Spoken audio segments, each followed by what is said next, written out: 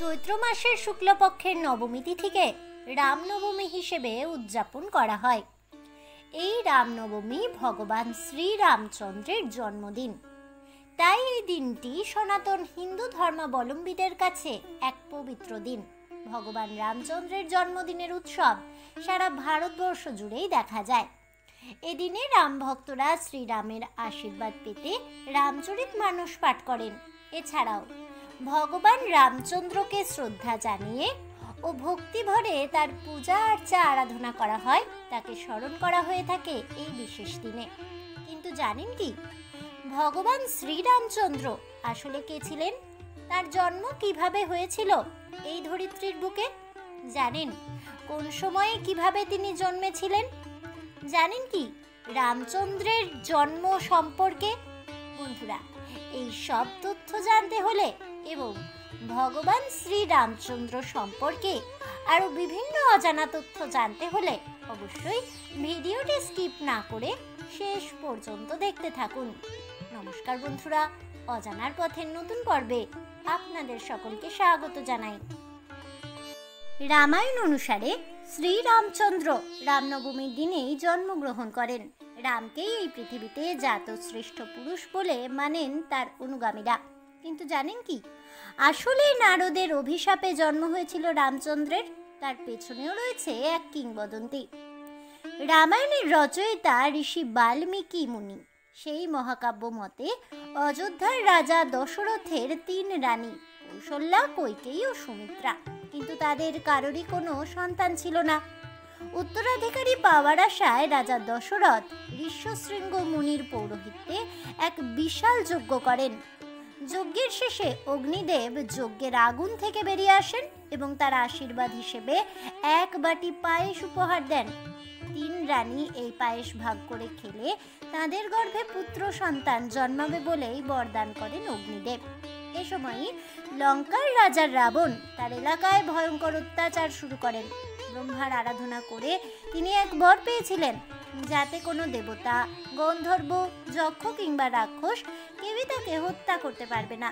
কোনো মানুষের পক্ষে বধ করা সম্ভব নয় জেনে বুঝে এবং নিজেকে অপরাজেয় বীর পুরুষ ভেবে দশানন রাবণ আরও স্বৈরাচারী হয়ে ওঠেন। তার অত্যাচারের মাত্রা দিন দিন বাড়তে থাকে। অত্যাচারের সীমা ছাড়িয়ে গেলে রাবণ বধে ভগবান বিষ্ণুর দ্বারস্থ হন অন্যান্য দেবতারা। নারায়ণ যাতে দশরথের ঔরসে তাঁর 3 রানীর কোনো একজনের গর্ভে জন্মগ্রহণ করেন, তার জন্য তাকে অনুরোধ করেন দেবতাগণ। কারণ মানুষের অবতারে বিষ্ণু জন্ম নিলে তবেই তো রাবণকে পরাজিত করা সম্ভব হবে। এরপরেই কৌশল্যার গর্ভে জন্ম নেন শ্রীরামচন্দ্র। অন্যদিকে ওই একই সময়ে একদিন নারায়ণের ওপর অত্যন্ত ক্ষুব্ধ হন দেবর্ষি নারদ। একদা এক সুন্দরী রাজকন্যার প্রেমে পড়েন নারদ মুনি। সেই রাজকন্যার তখন স্বয়ংবরের আয়োজন চলছিল। নারদ সুদর্শন না হওয়ার কারণে শ্রী বিষ্ণুর কাছে আবেদন জানান যাতে স্বয়ংবরের সময় বিষ্ণু নিজের রূপ নারদকে দান করেন। বিষ্ণুর আশীর্বাদ পেয়ে নারদ স্বয়ংবর সভায় যান, কিন্তু রাজকন্যা বরমালা হাতে তার সামনে হাসতে থাকে। কারণ নারদের মুখের জায়গায় একটা বানরের মুখ বসিয়ে দিয়েছিলেন নারায়ণ।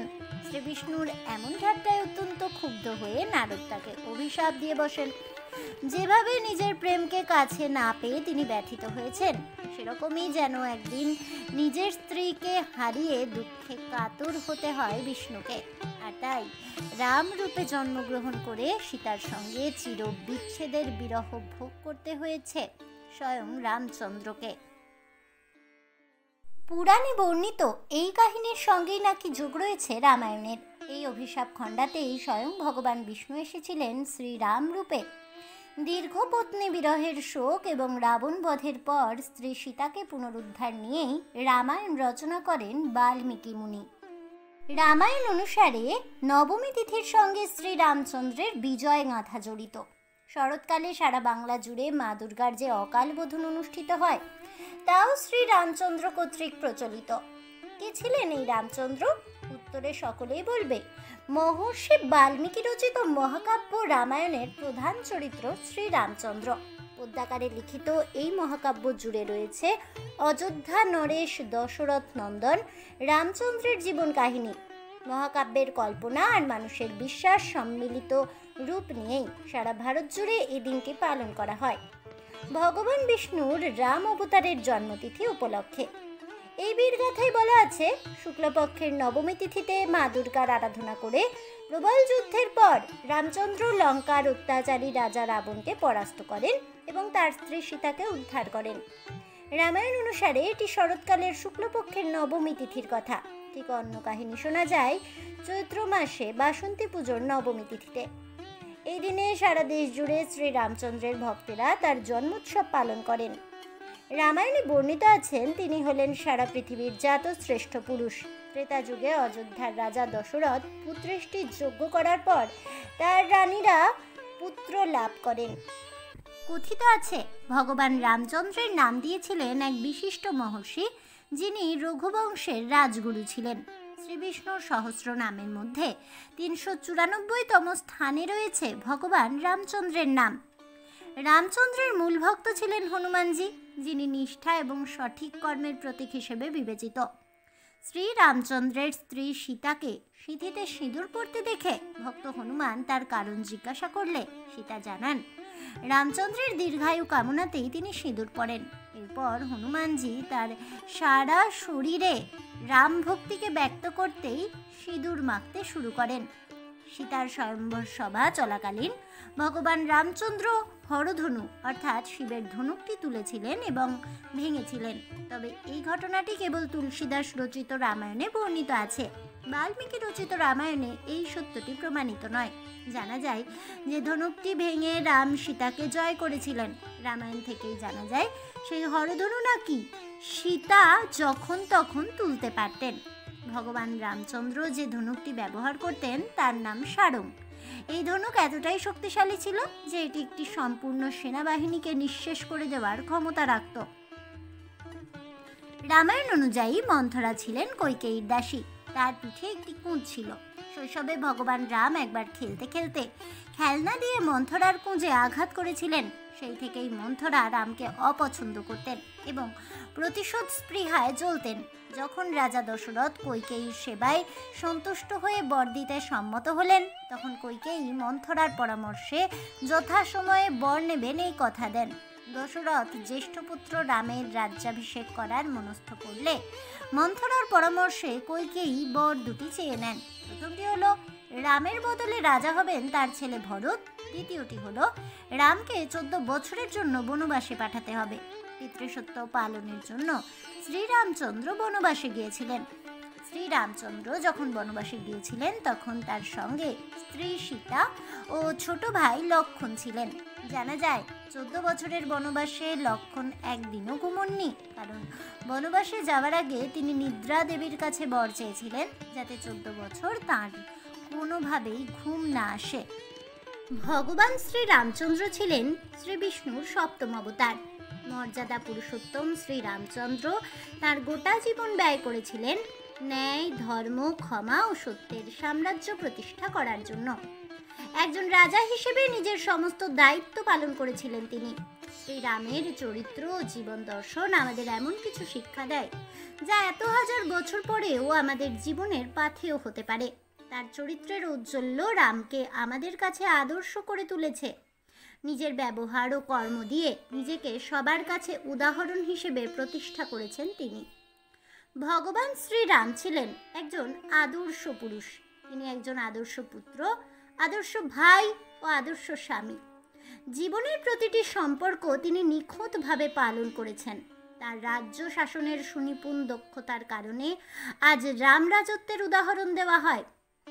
শ্রীরামচন্দ্রের জীবন থেকে আমরা কি কি শিক্ষা পেতে পারি চলুন জেনে নেওয়া যাক। 1. ধৈর্য।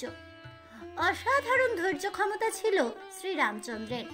পিতার আদেশ মান্য করে তার কথায় তিনি রাজত্ব ত্যাগ করে 14 বছরের জন্য বনবাসে চলে যান।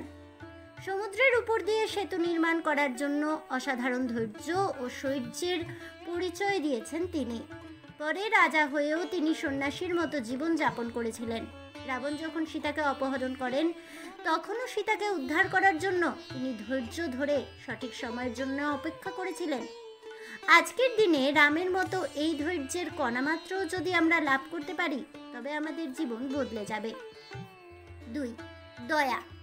দয়ার পূর্ণ ছিল শ্রীরামের হৃদয়। তার মনে সব মানুষ, এমনকি পশু পাখির জন্যেও অপার করুণা ছিল। সকলকে তিনি রক্ষা করতেন। সুগ্রীব, হনুমান, নিষাদরাজ, জাম্ববান, বিভীষণ সবাইকে তিনি অনুকম্পা দেখান। তারপরেও সময় বুঝে এদের নেতৃত্ব দেওয়ার সুযোগ দেন। 3. নেতৃত্বের ক্ষমতা। শ্রীরামচন্দ্র ছিলেন শ্রেষ্ঠ রাজা। তার সঙ্গে তিনি ছিলেন একজন অত্যন্ত দক্ষ। তিনি সকলকে সঙ্গে নিয়ে চলতেই ভালোবাসতেন। তার দুর্দান্ত নেতৃত্ব দেওয়ার ক্ষমতাতেই সমুদ্রের উপর সেতু বন্ধন করা সম্ভব হয়েছিল। সকলকে নিয়ে তিনি এক সুতোয় বাঁধার ক্ষমতা রাখতেন। বনবাসে থেকেও তিনি এমন শক্তিশালী বাহিনী গড়ে তুলেছিলেন যা মহাশক্তিশালী রাবণকেও পরাজিত করে। শ্রীরামচন্দ্র আমাদের সংগঠন গড়ে তোলার শিক্ষা দেন। 4. বন্ধুত্বের ক্ষমতা। ভগবান শ্রীরামচন্দ্র সবার সাথে বন্ধুত্ব করতে পারতেন সহজেই।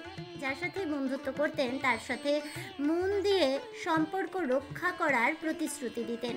নিজে রাজা হয়েও তিনি সমাজের সবার সাথে বন্ধুত্ব গড়ে তুলেছিলেন।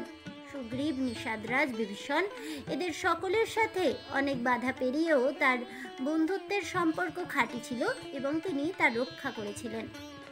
আদর্শ ভাই। শ্রীরাম ছিলেন একজন আদর্শ ভাই। লক্ষ্মণ, ভরত, শত্রুঘ্নের জন্য তার জীবনে ছিল প্রেম ও আত্মত্যাগ। তিনি নিজের সব ভাইদের সমান চোখে দেখতেন। আদর্শ বড় ভাইয়ের মতো তিনি কঠিন সময়ে ভাইয়ের সাহায্য করেছেন এবং জীবনের সঠিক পথ দেখিয়ে গিয়েছেন। আজ এ পর্যন্তই। জয় ভগবান শ্রীরামচন্দ্রের জয় হোক। এই বলে আমার আজকের ভিডিওটি আমি এখানেই শেষ করছি। তাহলে বন্ধুরা, ভগবান শ্রীরামচন্দ্র আসলে কে ছিলেন, তার জন্ম কিভাবে হয়েছিল এবং তার জীবনাদর্শ সম্পর্কে বিস্তারিতভাবে জানতে পেরে এবং শ্রীরামচন্দ্রের থেকে আমরা কি কি শিক্ষা পেতে পারি জীবনে সে সম্পর্কে জেনে আপনাদের কেমন লাগলো অবশ্যই আমাকে কমেন্টে জানাবেন। ভিডিওটি ভালো লেগে থাকলে লাইক, শেয়ার করতে ভুলবেন না। আমার চ্যানেলের নতুন বন্ধু হয়ে থাকলে চ্যানেলটিকে সাবস্ক্রাইব করে দেবেন। পাশে থাকা বেল বাটনটি প্রেস করে রাখবেন নতুন ভিডিওর নোটিফিকেশন পাওয়ার জন্য। দেখা হচ্ছে পরের ভিডিওতে। ততক্ষণ সবাই ভালো থাকুন, সুস্থ থাকুন আর অবশ্যই সঙ্গে থাকুন আর দেখতে থাকুন অজানার পথে।